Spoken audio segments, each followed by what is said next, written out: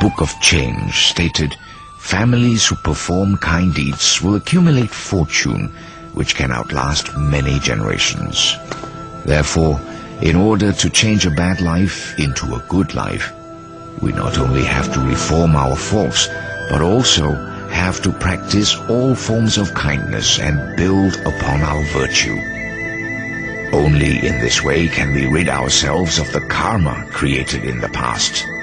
Once our kind practices accumulate, our bad life will naturally turn into a good life. Thus, the practice of changing destiny can be proven. So says a proverb, a sense of pity is present in everybody's heart. Zicheng Yang from Zhejiang province is another example. Zicheng worked as a member of the clerical staff of the county courthouse. He was a kind, humane and law-abiding man. Once, the county magistrate punished a criminal by beating him until he fell, and his blood spilled out onto the ground. Beat him! I've been wrong, Your Honor. I've been wrong. Beat him again! Please, I've been wrong, Your Honor. I didn't do it. Beat! I've been wrong, Your Honor. You cunning fellow! Very daring! Beat him! I've been wrong, Your Honor. I didn't do it. Beat him again! Beat him again!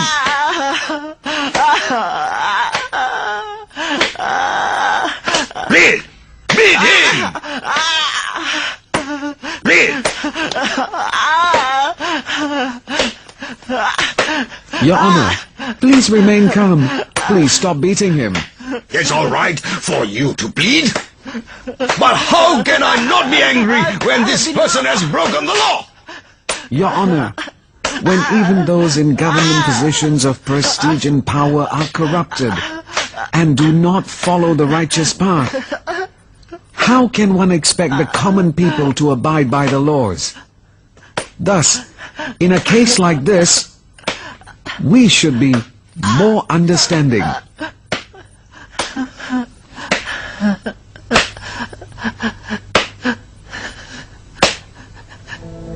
Although Zicheng came from a very poor family, he never took any bribes.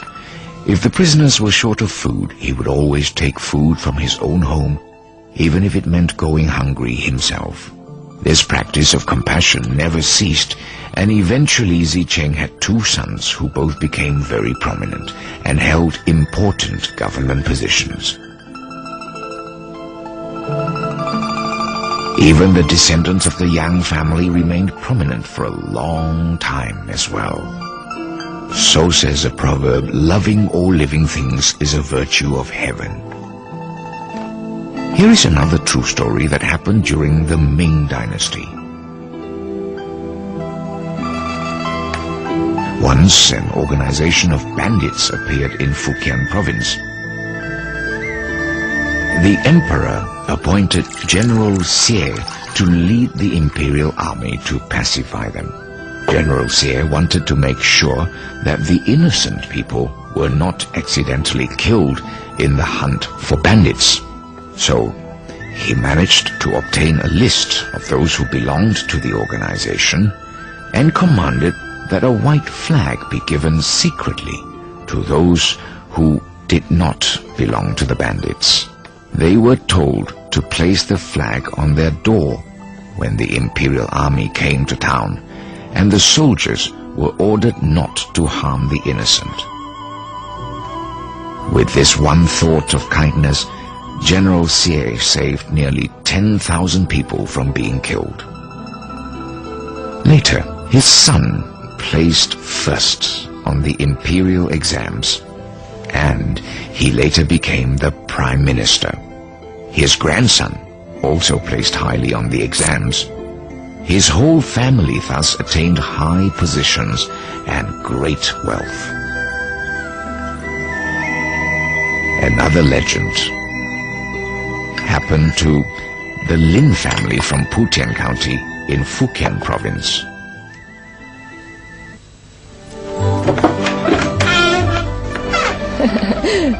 Take this one outside. Hi. Don't worry, everybody. Everybody, you will get a share. Don't worry. Everybody will get a share.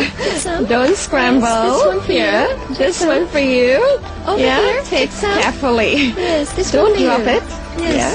Hold properly. Don't drop it. Don't drop it. Take some for yourself. Come again next time. All right. Take over. Yes. Take some. Okay. Yes. Take Goodbye. carefully. Yeah, this one for you. This is for you. Yeah. And this one for you. Take another one. Come. Among their ancestors was an old lady who was very generous. Every day, rain or shine, she would make steamed buns to be given to the poor. There was a Taoist priest who came every day for 3 years, and each time would ask for 6 or 7 steamed buns.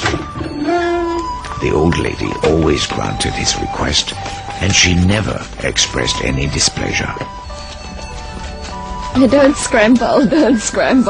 All of you will have your share. Come.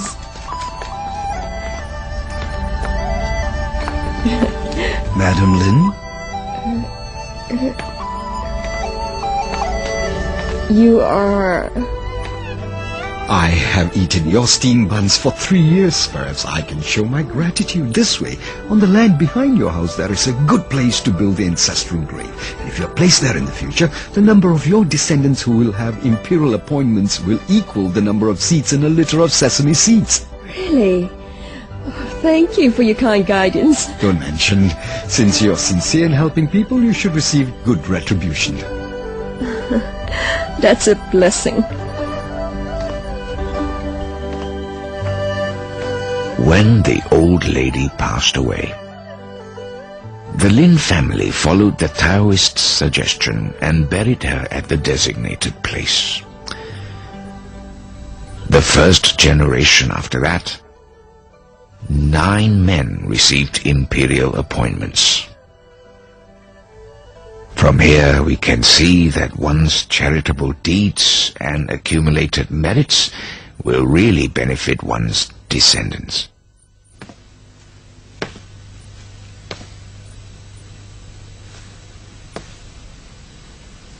A proverb says, "One who is pure-hearted will be respected by both gods and ghosts." There was an imperial secretary from Taizhou by the name of Ta Zhu-ying. When he was young, he used to study in remote mountain areas, and he had the following encounter.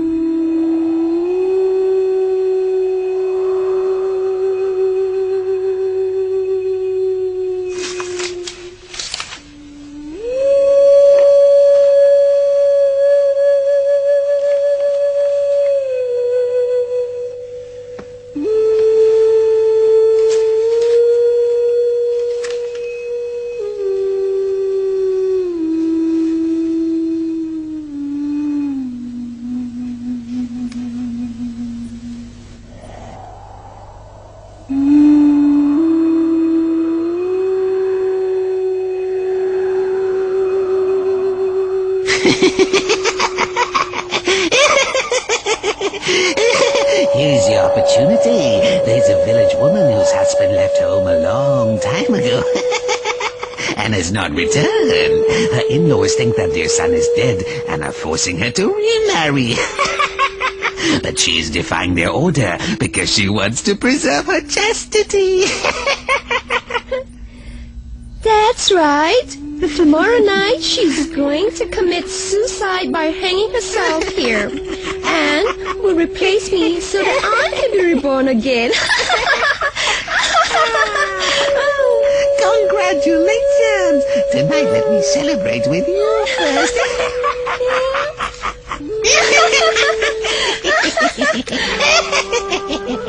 No. I must try to save the woman.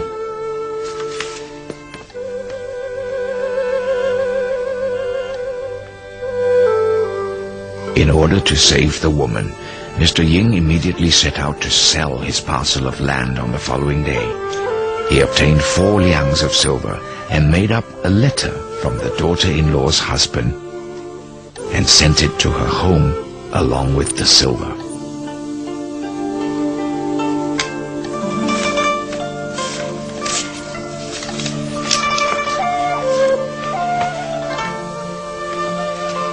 The parents-in-law, they noticed that the letter was not in their son's handwriting, but upon examining the silver, they found that the silver was indeed genuine.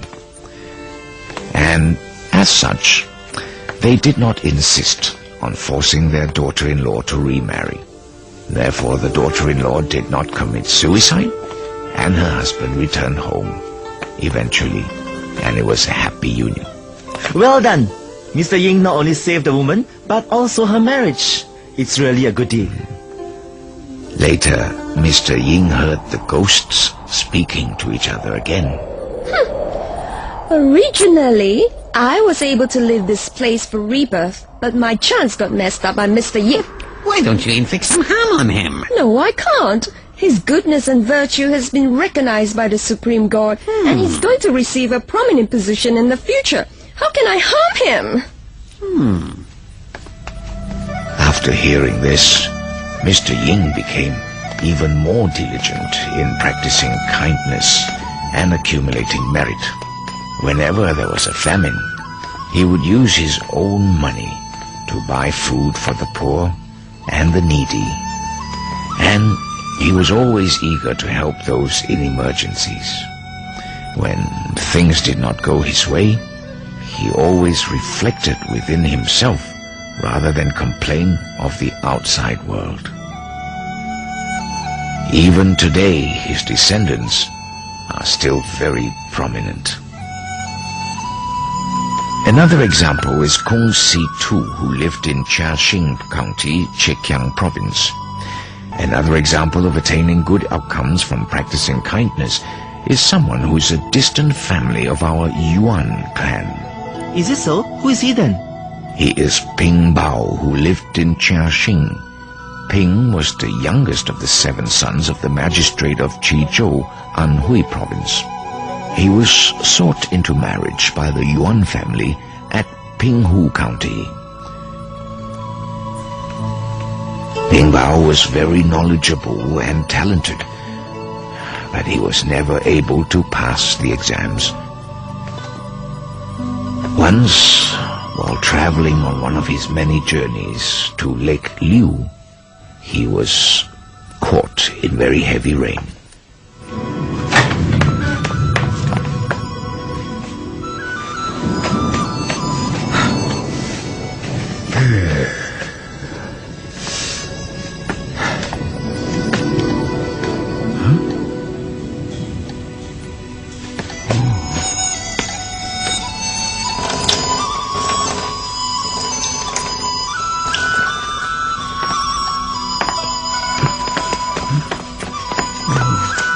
Here you are, Master.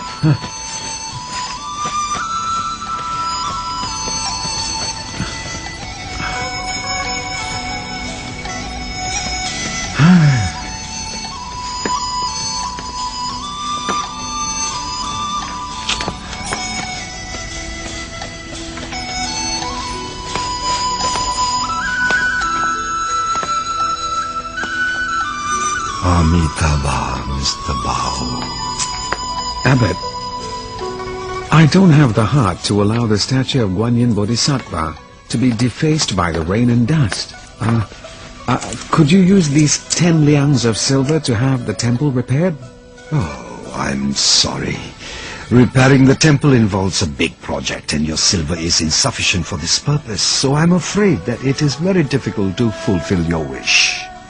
Master, don't give any more. This is a whole family belongings. As long as the statue of Guanyin Bodhisattva remains undamaged, I don't care if I have to go without clothes. Abbot, please take my humble offering.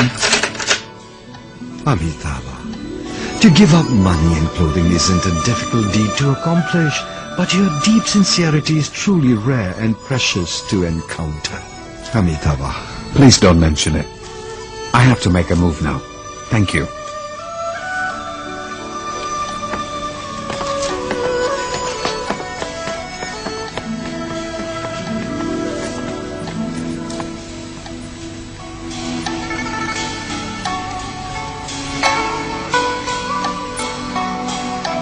After the temple was repaired, Ping Bao led his father over to visit and spend the night there as well.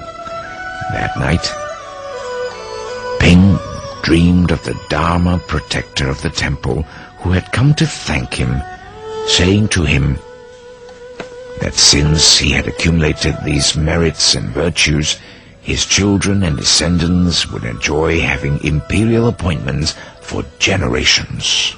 Later on, his son and grandson both passed high examinations and were appointed as senior imperial officers.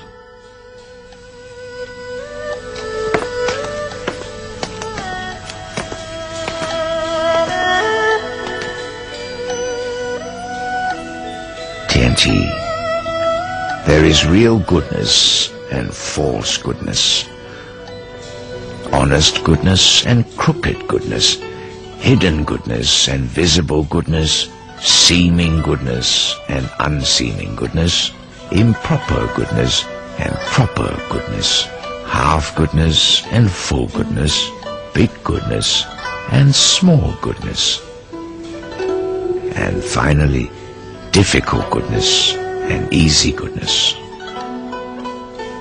These different types of goodness each have their own reason, which should be carefully learned and understood. If we practice kind deeds, but do not learn the way to differentiate between right and wrong, we may end up doing harm instead of good. Now, I will explain the different types of goodness one by one.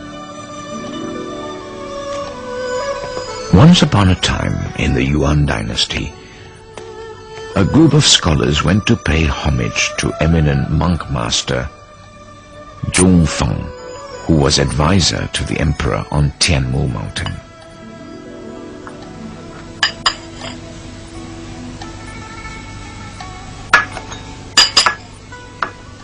Master, Buddhist teachings often speak of the retributions for good and evil.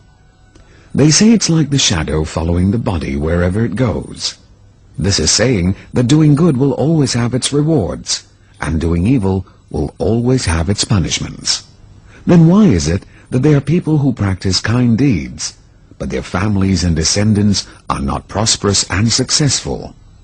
On the other hand, there are evil and wicked people who do bad things, but their families and descendants do quite well. Is there no fairness in Buddha's teachings?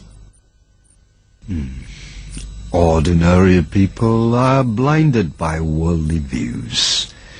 They have not cleansed their minds of impurities and cannot see with true perception.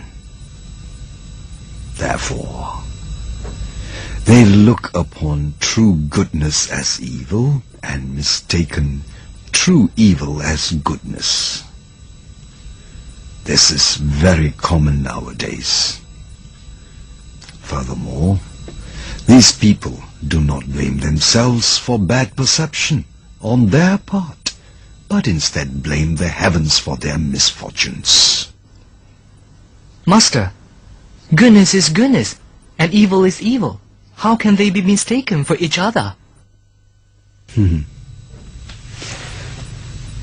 Could each of you express your opinions on what is good and what is evil?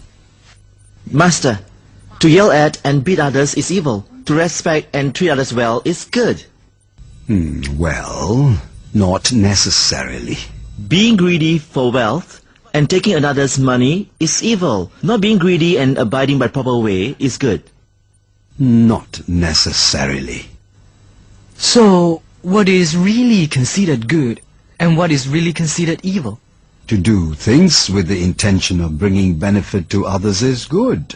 To do things for the sake of oneself is evil. If what you do is for the sake of benefiting another, then it does not matter if you yell at him or beat him. That is still considered good. If your intention is for self-benefit, then, regardless of your appearance of respect and courtesy, it is still considered evil. Therefore, when one practices kind deeds with the sole intention of benefiting others, this is considered as benefiting the public And if it's public, then it is real goodness. If you only think for yourself when doing kind acts, then what is considered private benefit, and that is false goodness.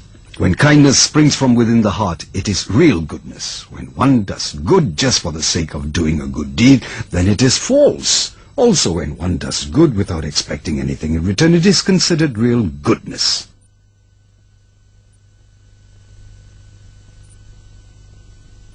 When one practices kind deeds for some other purpose than to benefit others, it is false.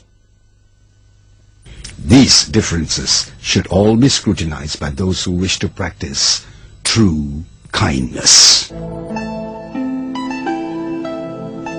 What is honest goodness and crooked goodness?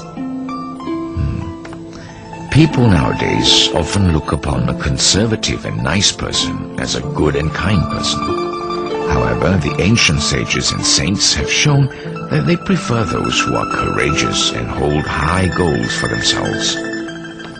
Those who appear to be conservative and careful in their everyday actions may be liked by all people, but because of their weak personality, they easily go along with everything, and they are unable to think for themselves.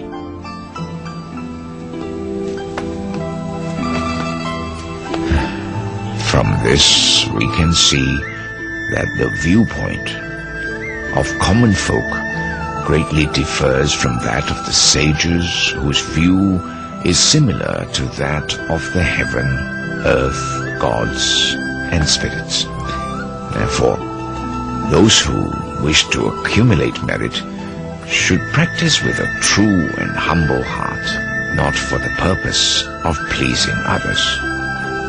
Honest goodness comes from the thought to help all others, and crooked goodness arises from the thought of greed in wishing only to please people. Therefore, if you wish to help all people, that is honest goodness. But if it is because of greed you please people, it is crooked goodness. Father, what is hidden goodness and visible goodness? When one does something good and people know about it, it is called visible goodness. When one does something good and no one knows about it, it is called hidden virtue. Those with hidden virtues will naturally be known by the heavens and will be rewarded.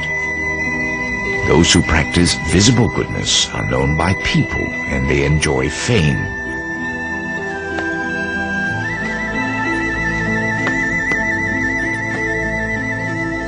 Fame itself is a fortune, but fame is not favored by heaven and earth. For heaven and earth do not like those who seek fame. We can see that those who have great fame but lack the virtues supporting it, they will eventually encounter some kind of unthinkable adversity. A person who truly has not done any wrong, but continues to be falsely accused by others, will have descendants who will suddenly become very prosperous and very, very successful. But then, why is there a saying that what seems to be goodness, but is actually not? In the spring-autumn period, there was a country named Lu, because there were other countries which took their citizens as slaves. The country of Lu made a law which rewarded those who paid the ransom to regain the freedom of their fellow citizens. At that time, Confucius had a student named Zigong, who did not accept the reward, although he paid for the ransom to free his people. But when Confucius heard this, he scolded Zigong, saying, "You have acted wrongly in this matter. When saints and sages undertake anything, they strive to improve the social behavior, teaching people to be good and decent. One should not do something just because one feels like it in order to gain vanity fame." On hearing this, Zigong became puzzled and looked at Confucius with a frown.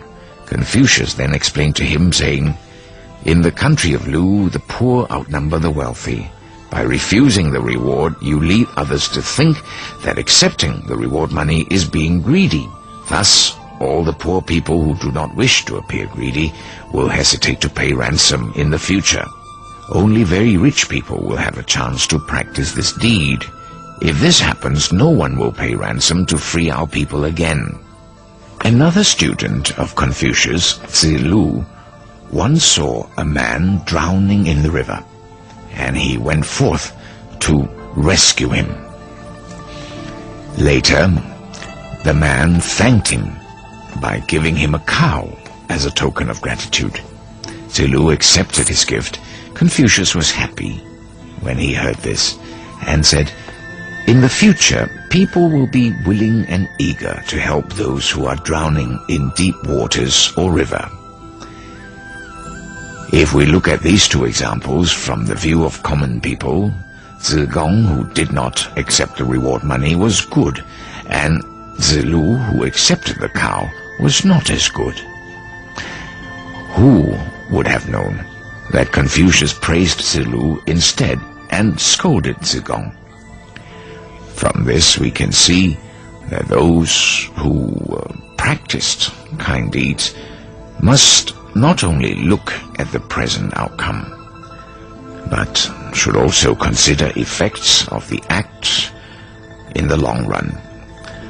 One should not only consider one's own gain and losses, but should look to see the impact made on the public.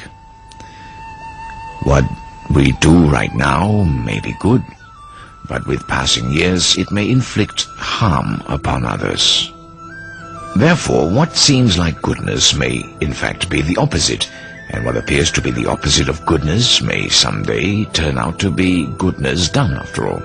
Father, what is improper goodness and proper goodness?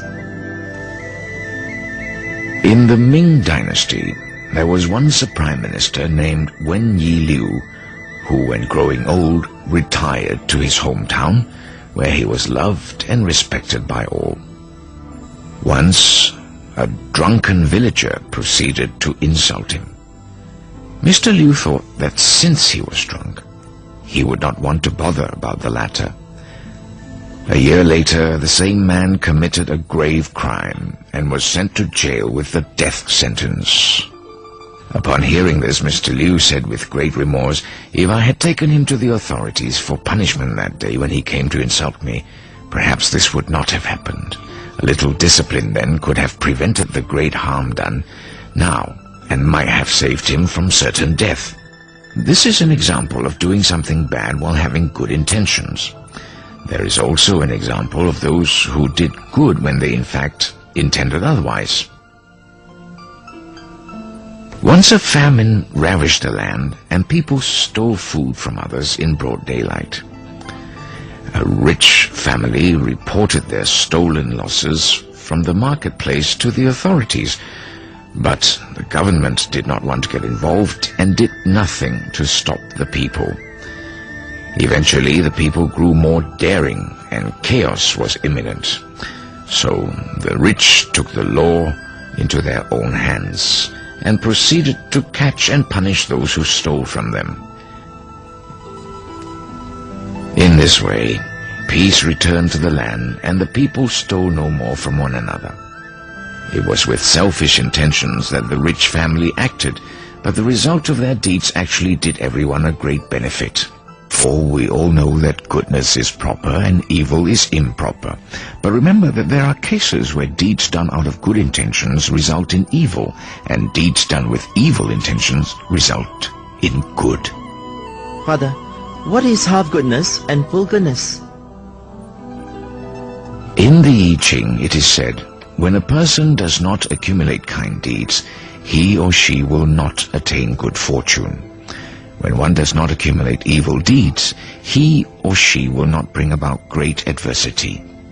If we are diligent in doing kind deeds, it is like collecting things in a container, and with diligence it will soon be full. If we are somewhat lazy in our collecting, then the container will be half filled. This is one explanation of half goodness and full goodness. Once upon a time, there was a poor lady. This lady went to visit a Buddhist temple and wished to make a donation. However, she was so poor that she had only 2 cents, so she gave these to the monk.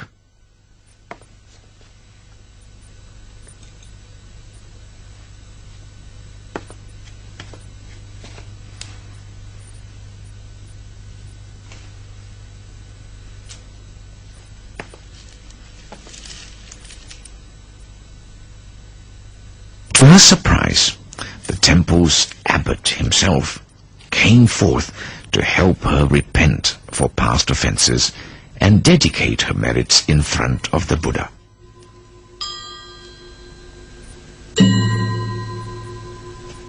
The lady was very touched by his move.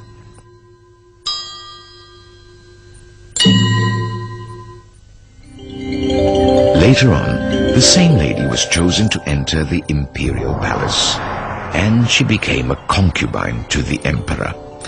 Clad in her riches, the lady once again went to the temple to donate, this time bringing thousands of silver pieces to give. To her dismay, the abbot only sent his disciple to help her dedicate her merits. The lady did not understand, and so she questioned the abbot. Master, in the past, I only gave 2 cents in donation, and you helped me repent. Today, I donate in great sum, and you will not help me perform my dedication.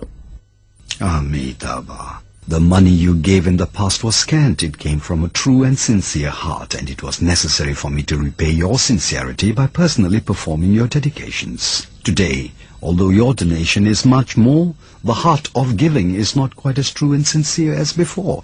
Thus, it is enough that my disciple performs your dedications for you.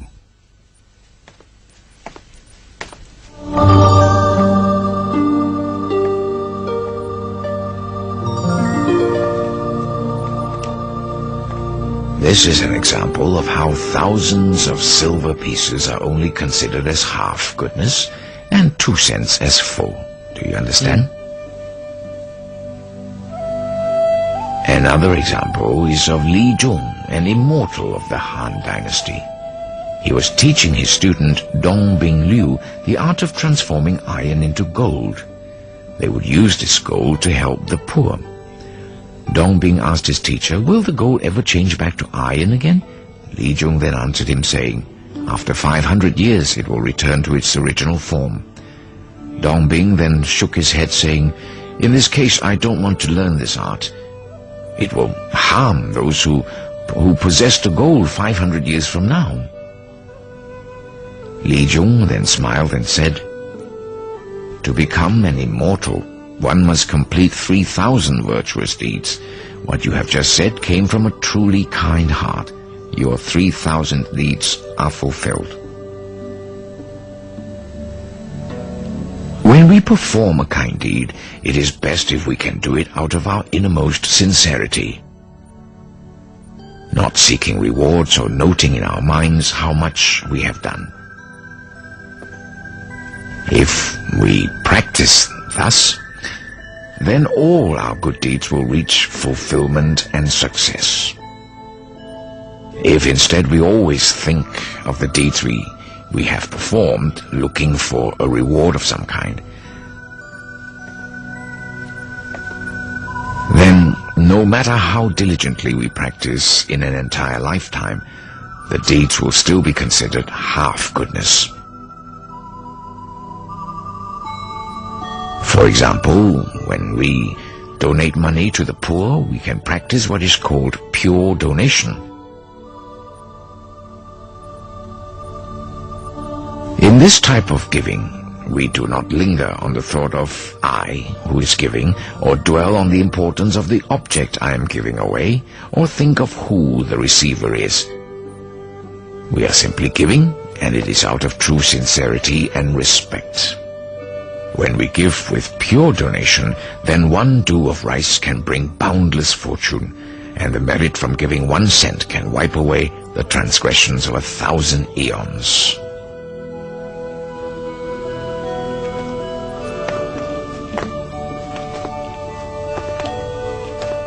If we always keep in mind the good we have done and expect rewards for our actions, then even a donation of thousands of liang of gold would still be considered half goodness. In that case, how can we define big goodness and small goodness?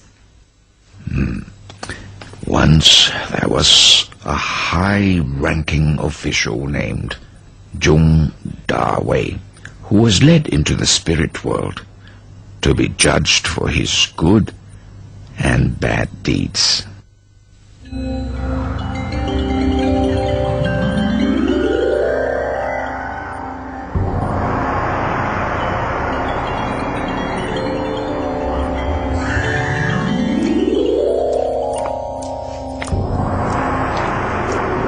Don't be alarmed. I have summoned you to the spirit world to let you know about your past good deeds. Can the judge bring out his records of good and evil deeds? Yes, Your Majesty.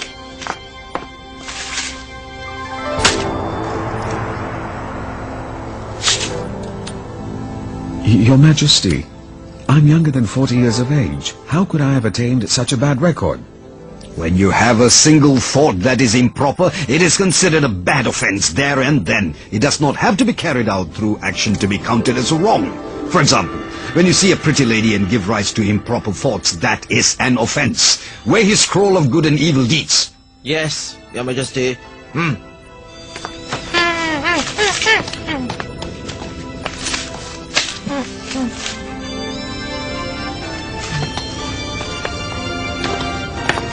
Your Majesty, his scroll of good deeds is heavier than that of his evil deeds. Surprise that my scroll of good deeds is heavier than that of my evil deeds. I can't really recall what major good deeds I've done. Have you really forgotten about it? Once the Emperor planned to build a great stone bridge. You opposed the project due to the hardship it would cause the thousands of people needed for the work. Well, this is a copy of your proposal to the Emperor. I did make that proposal, but the Emperor dismissed it. How can it bear so much weight against my numerous offenses? Although the Emperor did not take your suggestion, that one thought of kindness you bore for the tens and thousands of people was very great. If the Emperor had listened to you, then the good performed would be even greater. Take him away. Yes, Your Majesty. Therefore, when one is determined to do good for the benefit of all people, then a small deed can reap great merits. If one thinks only about benefiting oneself, then even if many deeds of kindness are performed, the merit would still be small. What is difficult and easy goodness? The knowledgeable scholars of the past used to say, when one wishes to conquer one's greed and desires, one should start with the most difficult to overcome. We should practice like the old teacher Mr. Su of Jiangxi, who gave 2 years' worth of salary to a poor man to pay for the fine to the government. Thus he saved the man and his wife from being torn apart, should the husband be taken to prison. Another example is Mr. Zhang from Hebei, who saw an extremely poor man who had to mortgage his wife and child and had no money for their redemption. If he was unable to pay for their return, the mother and child could both lose their lives. Yet another example is Mr. Jin from Chenqiang, Jiangsu province. He was old and without any sons, so his neighbor offered their young daughter in marriage to him to give him descendants to carry on his lineage. But Mr. Jin could not bear to ruin the otherwise bright and long future of this young girl, and so refused the offer and sent her back home. This is another example of being able to overcome what is most difficult to conquer in oneself. Therefore, the heavens showered down fortune, which was especially good for these 3 old men. It is easier to accumulate merit and virtue for those who have money and power than for those who are poor. But if one refuses to cultivate kindness, even when it is easy and one has the chance to do so, then it would truly be a shame. For those who are poor and without prestige, Doing kind things for others is a great difficulty. But if in this difficulty one can still manage to help others, then it is a great virtue, and the merits gained would be boundless. In being a moral person and dealing with affairs, we should help others whenever the opportunity presents itself. You should know that helping others is not such an easy task, and that there are many ways to do it. In short, the ways of helping others can be simplified into 10 important categories. Father, what are these 10 categories? Go and get ready the brush and ink before you take them down.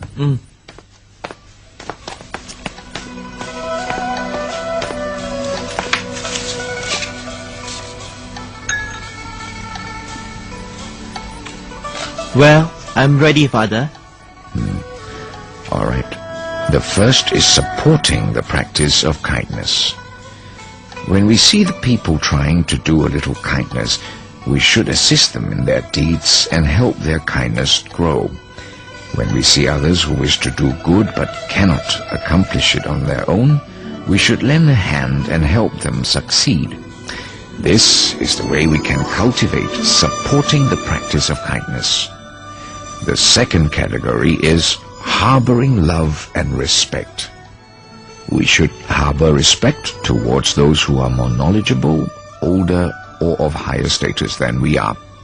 For those who are younger, less fortunate, or of lower status, we should harbor a mind of loving care. The third category is helping others succeed. When we see a person who is considering whether or not to do a good deed, we should persuade him to put all his efforts into doing it. When others meet with difficulties in practicing kindness, we should help think of ways to overcome the difficulty and guide them to success. We must not be jealous at the accomplishments of others, nor try to sabotage their good acts. The fourth category is persuading others to practice kindness. When we meet a person who is doing evil, we should tell him that doing evil will only result in great suffering and painful retribution, and that he must avoid doing evil at all costs.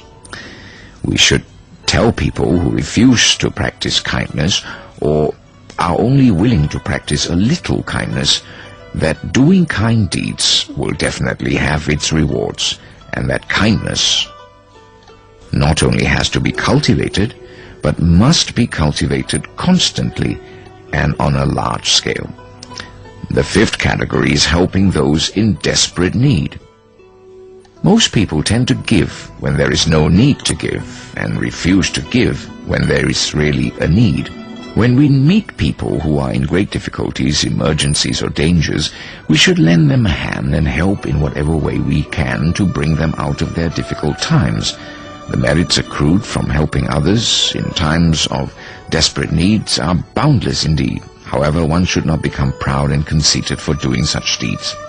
The sixth category is developing public projects for the greater benefit of the people. Projects which will bring great benefit to the public usually have to be performed by those with great influence and power. If a person has this capacity, such as rebuilding the water system or assisting a disaster area, then he ought to do it for the benefit of the general public. The seventh category is giving through donation. People of this world love, seek, and even die for money. Who is actually willing to help others by giving their own money away? When we recognize the difficulty involved in donation, we can come to appreciate the rarity of the man who is willing to give for the purpose of helping others in need. He is an even greater man in the eyes of the poor. The eighth category is protecting the proper teachings. This is referring to the teachings of different religions. We must be able to differentiate between proper religions and deviant religions.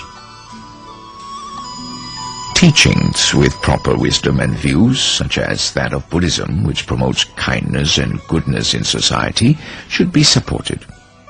If one happens to see others in the act of destroying such proper teachings, one must put forth a complete effort to protect and uphold these teachings.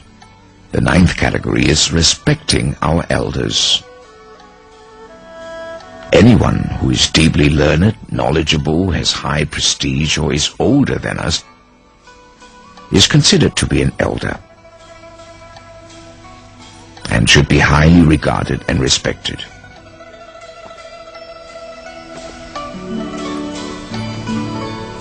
The 10th category is loving and cherishing all living things. We should feel sympathy for all living creatures, even the tiny ants, which know of suffering and are afraid to die. How can we kill and eat beings and not feel the least sorry? There are countless good deeds which I am unable to mention here one by one.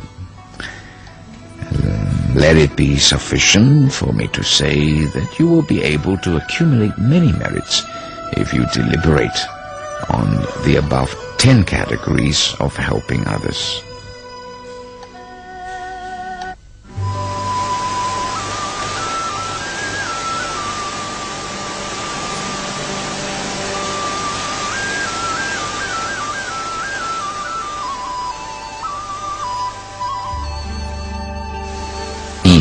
It was stated, the law of heaven takes from those who are arrogant and benefits those who are humble.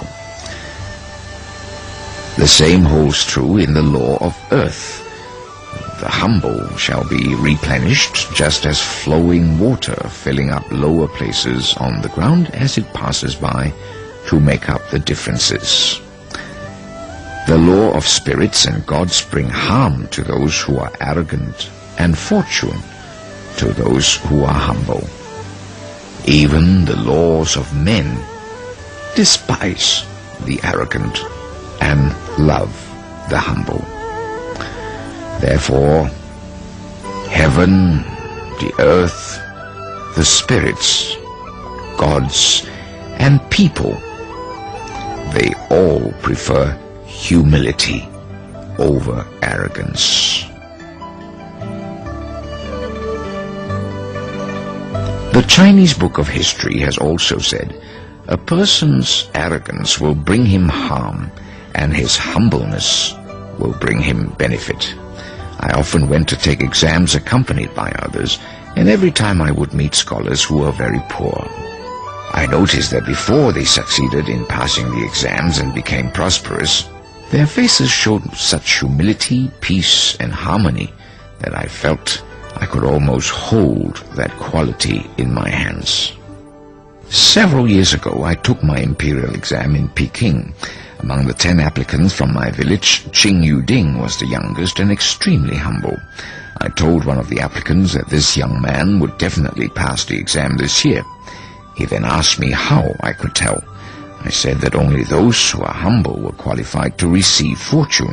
Sure enough, when the test results came out, Qing Yuding passed the exam.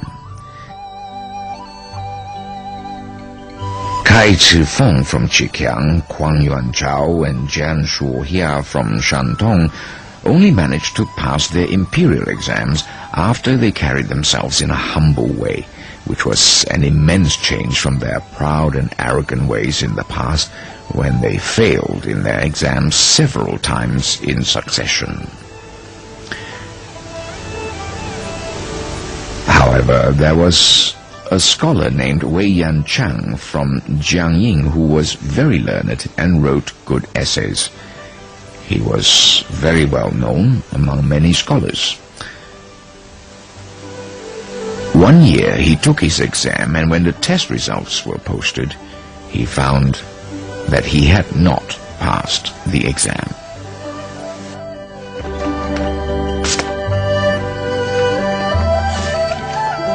Damn.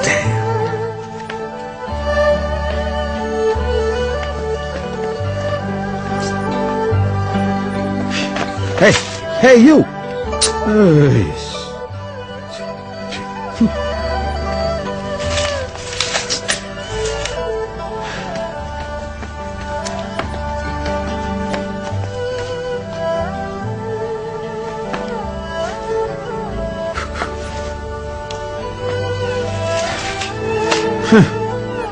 The examiner must be blind.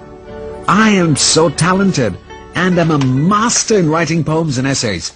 How could he have failed me? This is such an injustice. What are you laughing at? I'm laughing at your ignorance. The apparent reason for your failure in exam is that your essay must not be good. How do you know it's not good when you haven't even read it? The most important element in writing good essays is peace and harmony. Your angry accusation just now clearly shows that your mind is not at peace and your temperament is violent. How could you possibly write good essays? What should I do? Whether you pass or not depends on your fate. If you're destined not to pass, then no matter how good your paper is, you will still fail the exam. You yourself will have to make a few changes. How can I change it if it's predestined? So the power to form your destiny lies in the heavens. The right to recreate it is in yourself. As long as you're willing to do kind deeds and cultivate hidden virtues, there is nothing you ask that you will not receive. I'm only a poor scholar. What good deeds can I possibly do? Practicing kind deeds and accumulating hidden virtues all stem from the heart. As long as you constantly harbor the intent to practice kindness and accumulate virtues, your merits are infinite and boundless. Take the virtue of humility, for example. It does not cost anything. Why can't you be humble and reflect on your own essay instead of blaming the examiner for being unfair? Wei Yan Chang listened to the Taoist monk and from then on suppressed his arrogant ways. He became very mindful of his own actions and tried not to make mistakes. Every day he put forth additional effort to do more good deeds and accumulate more merits. 3 years later, he dreamed one night that he entered a very tall house and saw a booklet that contained all the names of the candidates who passed the exam that year. He saw many blank lines. Unable to understand what it meant, he asked the person next to him, "What is this?" The person replied, "This is the booklet that contains all the names of the candidates who passed the exam this year." Wei Yan asked, "Why does it have so many blank lines?" The person answered, "The spirits of the underworld check on the candidates every 3 years. Only the names of those who practice kind deeds and do not make mistakes are allowed to appear in this booklet. The blank lines used to bear the names of those who are supposed to pass the exam, but due to their recent offenses, their names have been erased. If for the past 3 years you have been very careful and have exerted such self-control that you haven't made any mistakes, then you would be able to fill this blank. I hope you will cherish this opportunity and take care not to make any mistakes."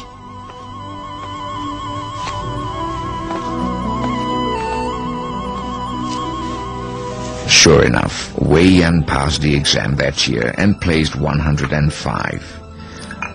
From the examples given above, we know that spirits and gods are always watching our behavior from above. Therefore, we must immediately do whatever is beneficial to others and avoid doing whatever is violent, dangerous, and harmful to others. These are all things we can decide for ourselves. As long as we harbor good intentions and refrain from evil doings, don't offend the heaven, earth, spirits and gods, humble ourselves, be tolerant and not arrogant, then the heaven, earth, spirits and gods will constantly have pity on us. Only then will we have a foundation for our future prosperity. Those who are full of conceit are definitely not destined to be great men. Even if they prosper, they will not be able to enjoy their fortune for long.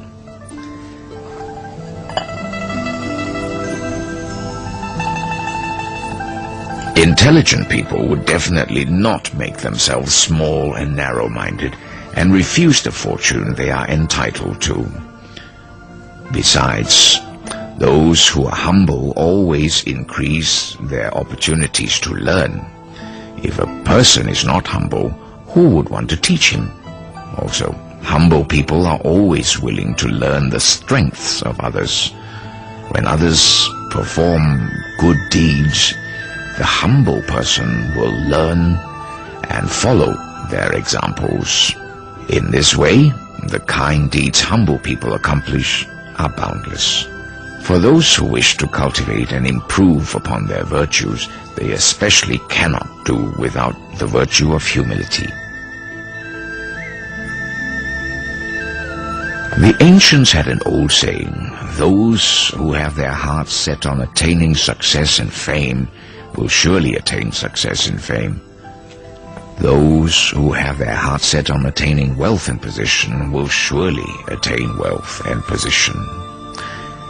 A person who has great and far-reaching goals is like a tree having roots.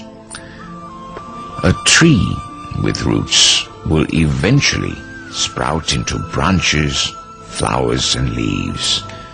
A person who has set down great and far-reaching goals must humble himself in every thought and try to relieve another's burden, even if the occurrence is as insignificant as a speck of dust. If you can reach this level of humility, you will naturally touch the hearts of heaven and earth. Furthermore, we are the creators of our own prosperity. If we truly want to create it, we certainly will succeed. Look at the candidates who sought for fame and wealth. In the beginning, they did not harbor a sincere heart. It was only a passing notion. When they fancied it, they sought it. When their interest dropped, they stopped. Mencius once told Emperor Xuanqi, "Your Highness has a love for music, but your love for music is only a personal pleasure. If you can expand from the heart which seeks after personal happiness to that of sharing happiness with all your subjects, and make them just as happy as you are, then surely the nation is bound to prosper." I think it is the same for those who are seeking to pass the imperial exams. If a person can expand upon the heart which seeks to pass the exams to that of diligently doing kind deeds and accumulating merits, putting forth his best efforts to improve his character, then both destiny and prosperity are his to create. Tianzi, do you understand now? Yes, I do, Father.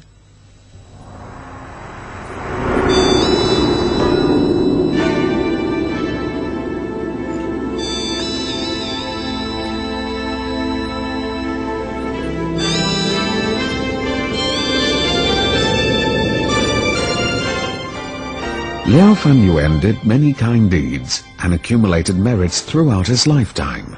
He had also written 4 short essays to advise his son. These are none other than Liao Fan's 4 lessons, which have become popular in the world. Liao Fan was a great philanthropist who had changed his destiny through active accumulation of merits. He died at the age of 74, an increase of more than 20 years over his life expectancy. The book Liao Fan's 4 Lessons teaches people how to recognize the truth of destiny, understand the standards of goodness and evil, learn the ways of becoming good people, and the effectiveness of charity and being humble. Mr. Liao Fanyuan also spoke through his personal experiences of changing destiny. This book is enlightening and gives us enormous confidence and courage after we've read it. If we can emulate his examples and put them to practice, our educational and professional careers, as well as family life, will be enhanced. It will also be a matter of time before we reach the stage of becoming a sage.